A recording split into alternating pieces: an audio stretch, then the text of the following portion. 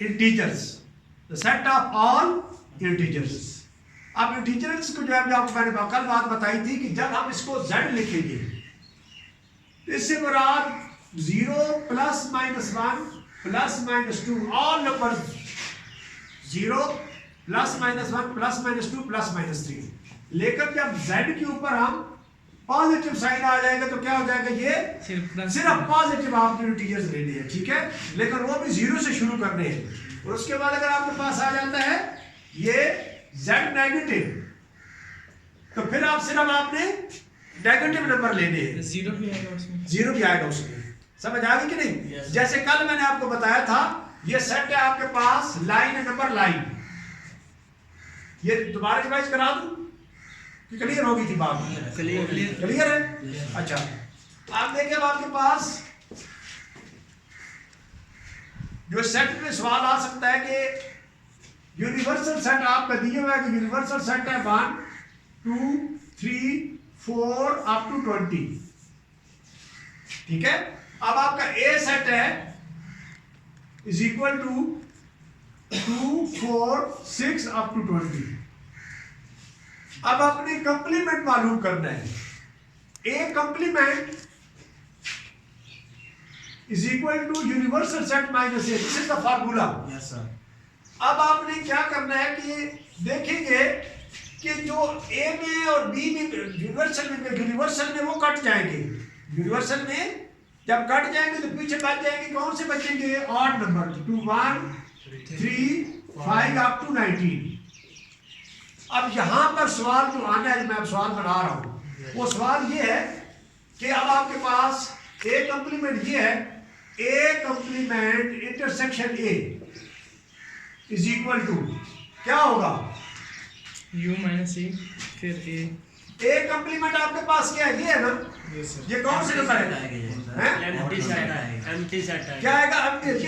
It is always be empty, चाहे आपके पास B set है, जब जो भी है, तो जब भी आएगा जो सवाल को देखते जाओ ए कंप्लीमेंट इंटरसेक्शन ए, तो ए कंप्लीमेंट आपके पास ये है और ए आपके पास ये, दोनों में तो कॉमन है नहीं है। तो जब भी कोई इस तरह का सेट आएगा तो ये याद रखिए कि ये होगा A complement intersection A will be empty set. Empty set का साइन इस तरह भी है, उसके बाद जो है वो ये भी है, ठीक है।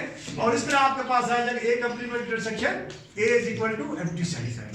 लेकिन A complement union A will be universal set, A complement union A complement ये है, यस सर, यूनिवर्सल और आएगा, यूनियन ए ये है तो क्या आ जाएगा, यूनिवर्सल सेट आएगा। यूनिवर्सल सेट का ये साइन भी है बेटा, इस तरीके से भी यूनिवर्सल सेट को जो है वो ज्यादातर ज्ञान पास करता है वो, ये ओ लेवल में ज्यादातर सब। उसके बाद आता है, ये समझ आ गई आप लोगों को? Yes sir. अब ये है कि आपके पास दूसरा बात सेट्स के बारे में, पावर सेट। पावर सेट का फार्मूला आप याद रखिए कि 2 की पावर n होता है। क्या होता है 2 की पावर n। अब इसको सेट ए आपके पास है 1 2 3 4। अब इसका पावर सेट मालूम करने का, पावर सेट कितने हैं, तो ये बेटा आप करेंगे 2 की power 1 into 4 is equal to 16। तो क्या आ जाएगा, P A is equal to 16। इस तरीके से आप जाएंगे, यानी this is sign of power set. ये लिखो पी ए लिखोगे तो आगे जो है आपका ये ब्लैंक होगा, तो क्या होगा कि ये कितने पावर सेट में लिखेंगे आप 16 इसके पावर सेट। समझ आया कि मैं आप लोग उस क्वेश्चन पे जा रहा हूँ जो क्वेश्चन जिस तरीके से करके आते हैं। उसके बाद आता है बेटा आपके पास इसी सेट में आता है डी मॉर्गन लॉ।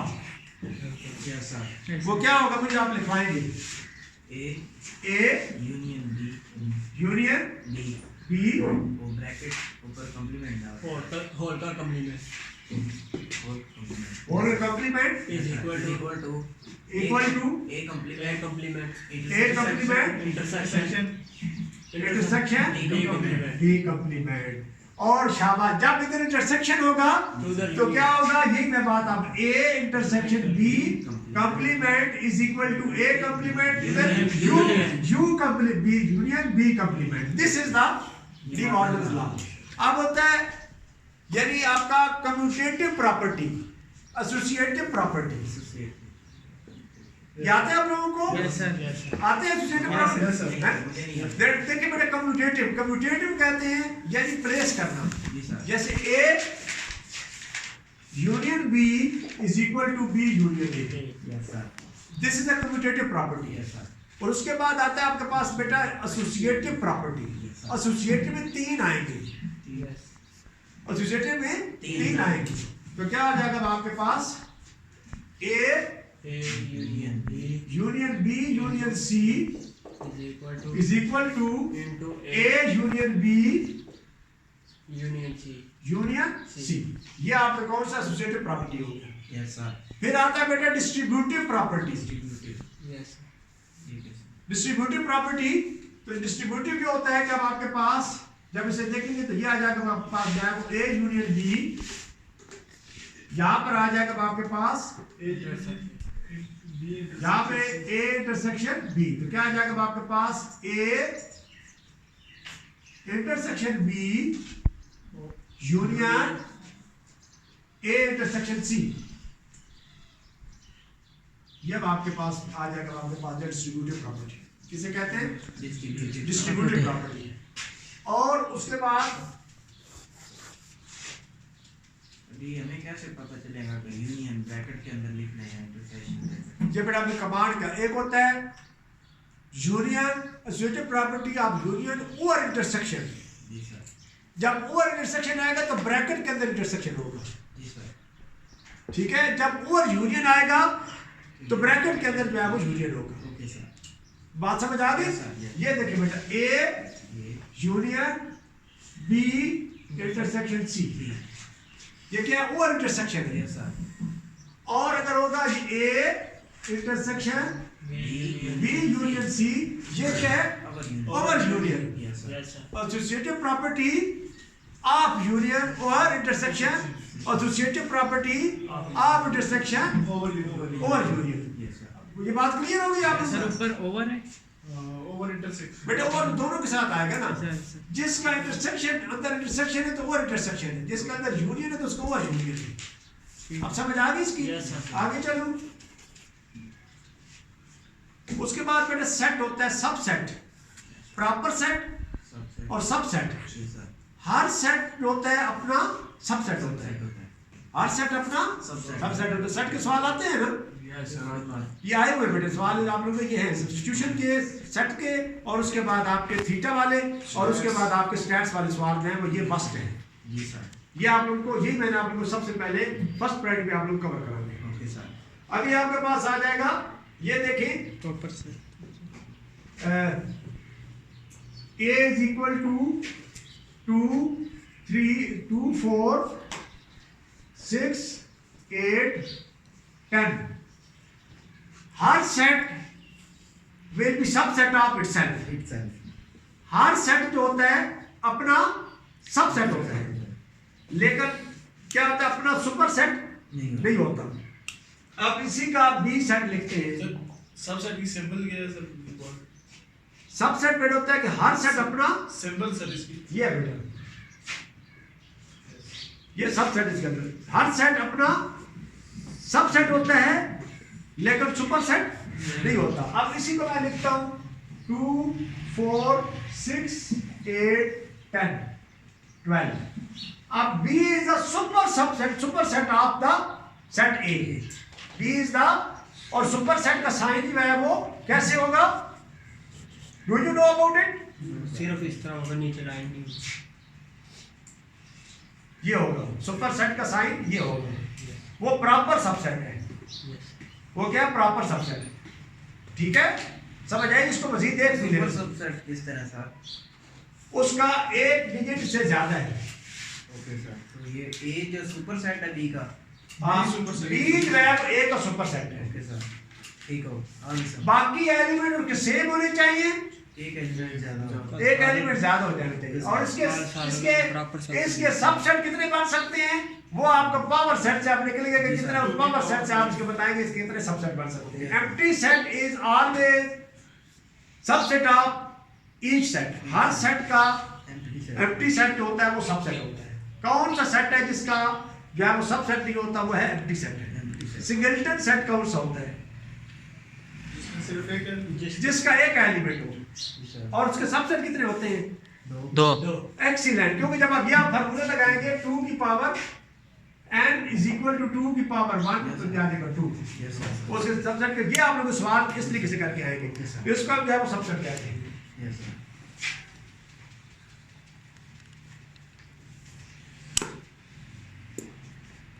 उसके बाद ये बेटा अब आपके पास प्रॉपर सबसेट सर ढूंढ लो।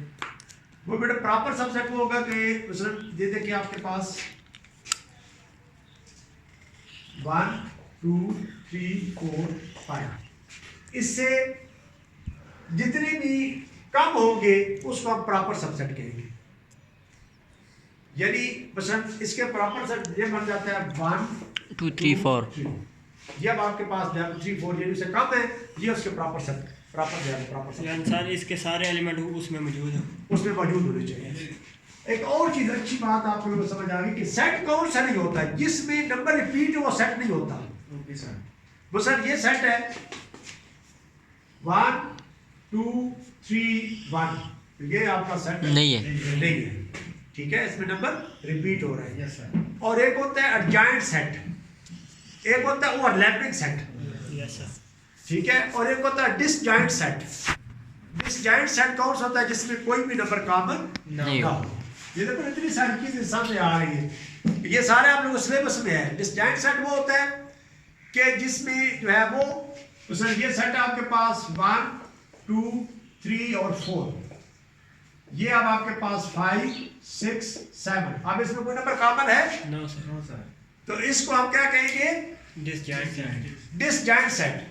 तो जॉइंट सेट कौन सा होता है? सेम जो सेम तो दोनों जगह same at least one every same, यानी जिसमें दोनों नंबर जो है वो दोनों पाए जाए, नंबर सेम पाए जाए, सारे के सारे नंबर पाए जाए। तो ओवरलैपिंग कौन सा होता है? जिसमें कम से कम at least one element same, at least one element यानी उसमें सेम हो। तो मसलन इसी में अगर मैं 4 लिखता हूँ तो ये इसमें एक कॉमन पाया जाता है तो उसको हम जो है वो ओवरलैपिंग कहेंगे। क्या कहेंगे? ओवरलैपिंग कहेंगे। तो डिसजॉइंट में मतलब कोई भी कॉमन नहीं होता। और उसके बाद आपके पास आ जाएगा एक होता है इक्वल सेट, एक होता है equivalent set. Equal and equivalent, yes sir. Singleton, empty set और सिंगलटन सेट। सिंगलटन होता है जिसमें एक एलिमेंट पाया जाए, यानी ये अब आपके पास होगा एम्प्टी सेट होगा, और एक सेट आपके पास है इसी के अंदर एम्प्टी सेट, तो ये क्या कहलाएगा? एम्प्टी सेट कहलाएगा, सिंगलटन सेट कहलाएगा। अगर आपके पास अच्छा वो मुझे ध्यान में आ गया 1 2 3 4 इसमें कितने एलिमेंट हैं? 2 और इसमें 2 एलिमेंट है, क्योंकि ये ब्रैकेट अब ये एक एलिमेंट कहलाएगा, ये एक एलिमेंट कहलाएगा। समझ आई? अब जैसे अब आपके पास ये है, आपके पास 1 2 3, ये कौन सेट होगा? सिंगलटन होगा। ये है सिंगलटन सेट है। क्या है? सिंगलटन सेट है। समझ आ गया आप लोगों को? Yes, ये ऐसा सवाल है कि उसको भी आप लोग कैसे करेंगे?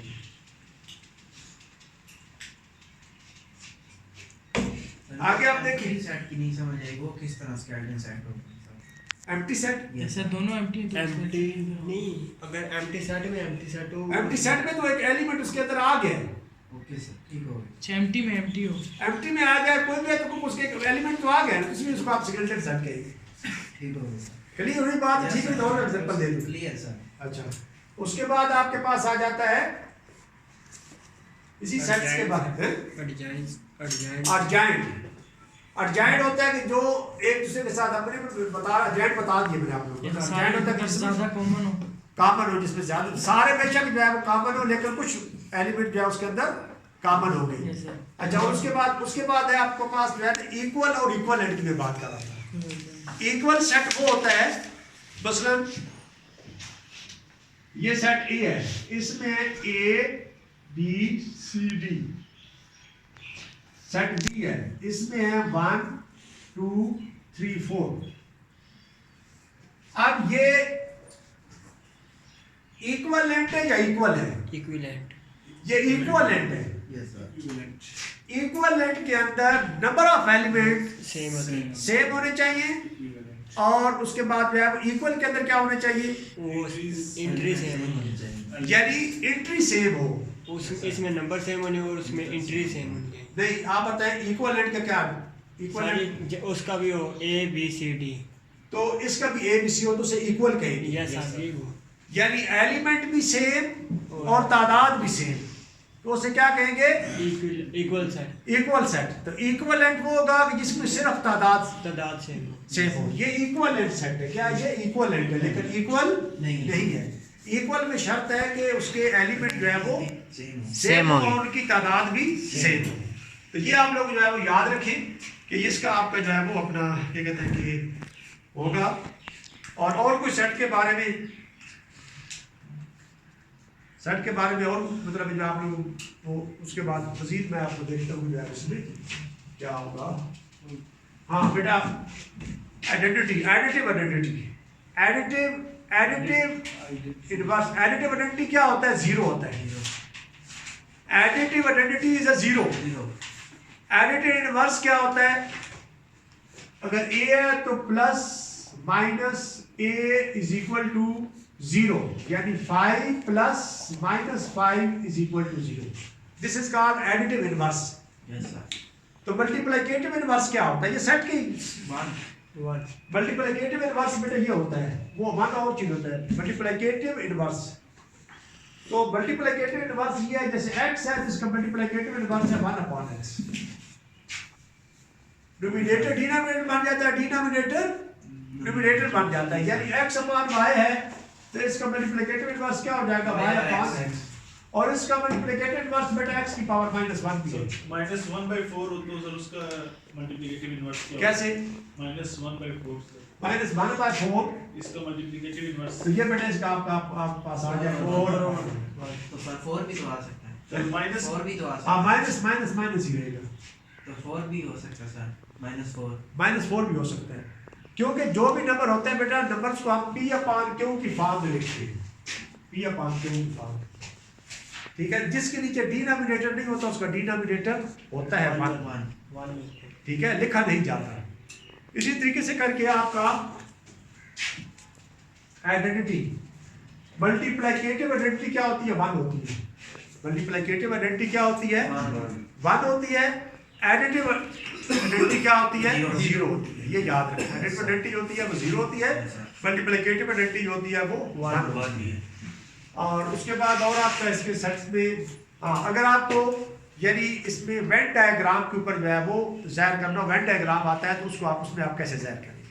ठीक है, इंटरसेक्शन और यूनियन और उसके बाद फिर जो है वो कम्प्लीमेंट। अगर आप जो है वो देखें, आप लोगों का सिंपल मैं बताता हूँ, ये अब आपके पास एक सेट है, इसके अंदर आल एलिमेंट्स हैं, 2 सेट आपको दिए गए इंटरसेक्शन में, तो ये आपके पास ए है, ये अब आपके पास बी है। अगर एम्प्टी सेट है, ए और बी के इंटरसेक्शन एम्प्टी सेट है, तो वो क्या होगा, ये खाली होगा, इस बारे बाकी को आप फिल कर लीजिए। ये पूरा जो है वो लाइनेड होगा, ठीक है, कलर होगा, तो ये क्या होगा, खाली होगा। तो किसको ज़ाहिर करेगा, इंटरसेक्शन। अगर कुछ नंबर कॉमन है, मसलन 2 4 कॉमन है, तो वो इसके अंदर लिखिए। सेट ए और सेट बी में 2 और 4 कॉमन है, तो वो बाकी 1 कॉमन है, वो इनके अंदर आप जो है वो नंबर लिखिए। ये इंटरसेक्शन बी जो है उसको आप सर सेटों में क्या आएगा, बेटा आपके पास सेट दी हुआ है 1 2 3 4 5, इसमें दिया हुआ है अपना 2 4 6। ठीक है, तो 2 4 दोनों में कॉमन है, वो कॉमन इधर आ जाएंगे, तो बाकी ए सेट वाले जो नंबर पीछे रह गए वो इसमें लिख देंगे और बी वाले इसमें लिख देंगे। अगर आप जो है वो ए कंप्लीमेंट ज़ाहिर करना है यूनिवर्सल सेट में, ए कंप्लीमेंट, तो आपका ये होगा डायग्राम यूनिवर्सल का। तो ये आपके पास ए है, ये आपके पास खाली होगा, बाकी सारा जो है उसके लाइनें लाइनें होगा या वो कलर होगा। तो क्योंकि आपने ए कंप्लीमेंट, ये ए कंप्लीमेंट मालूम करना है, ए कंप्लीमेंट को डायग्राम के जरिए मालूम करना है, तो आपके पास ये आएगा। वेन डायग्राम के जरिए ए कंप्लीमेंट मालूम करना है, तो ये बाकी फिल होगा और ए की जगह जो है वो खाली होगी। कोई क्लियर नहीं तो बात की नहीं, थक गया हो? बस इसी के साथ आज